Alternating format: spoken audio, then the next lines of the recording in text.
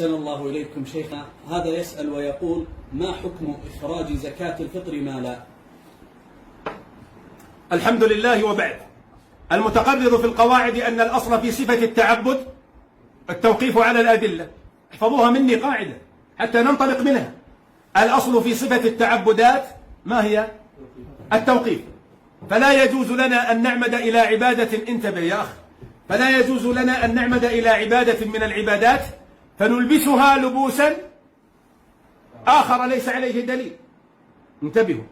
وزكاة الفطر عبادة من العبادات قد جعل الشارع لها صفة، وهي أنه أمرنا بإخراجها قوتا لا نقودا.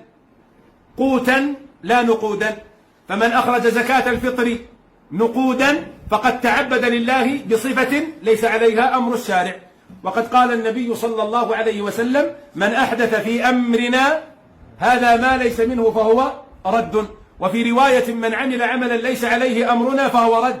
انتبه لي، أنا أعرف أنه ثار في أذهانكم مشاكل لكن سأجيبها الآن. المهم انتبهوا إلى الأصل والتخريج. وقفنا عند ماذا؟ أن الشارع أمر بها قوتا لا نقودا. فإن قلت: أوليس النقود أنفع للفقراء؟ انتبه لي. فأقول: بلى. فتقول: إذن نخرجها نقودا. فأقول: انتبه، لأنك إن قلت ذلك فسوف تقع في حفرة عظيمة وإشكال عندنا عظيم، وهي أننا سنسألك: أوليس الفقراء كانوا موجودين في عهد رسول الله صلى الله عليه وسلم؟ الجواب: بلى. وأيهم أشد فقرا، فقراؤهم أم فقراؤنا؟ فقراؤهم. أوليست النقود كانت موجودة على عهده؟ بلى. فالفقراء موجودون والنقود موجودة، ومع ذلك أمر بها قوتا لا نقودا.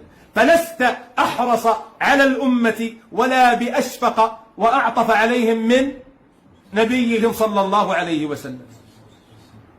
فإن قلت: قد يكون الفقير غير محتاج إلى طعام يطعمه ولكنه محتاج إلى لباس يلبسه، فأقول: انتبه، إياك أن تخلط بين مقاصد زكاة الفطر وبين مقاصد زكاة المال.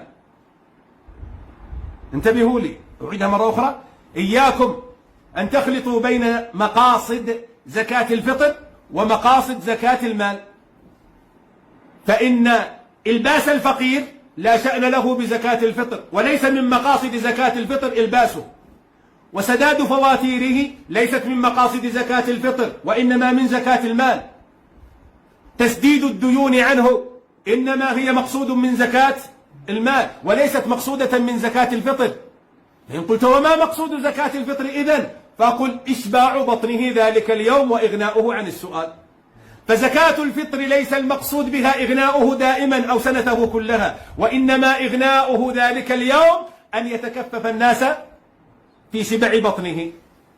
فمقصود زكاة الفطر يوم واحد أو يومين أو ثلاثة، لكن مقصود زكاة المال أن نعطيه ما يغنيه سنته كلها.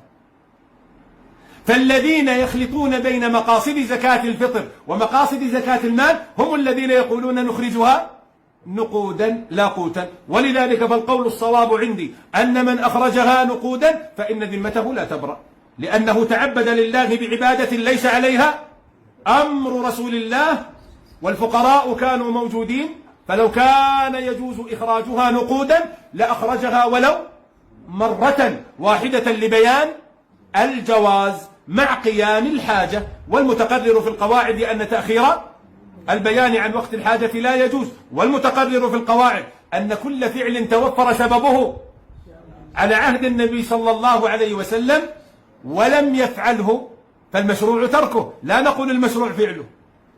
فإخراجها نقودا للفقراء من الأفعال التي توفر سببها، وهي وجود الفقراء والقدرة على المال، ومع ذلك لم يفعلها النبي صلى الله عليه وسلم، فنقول المشروع تركها. وهذا هو الحق عندي والذي لا ريب عندي فيه، والله أعلم.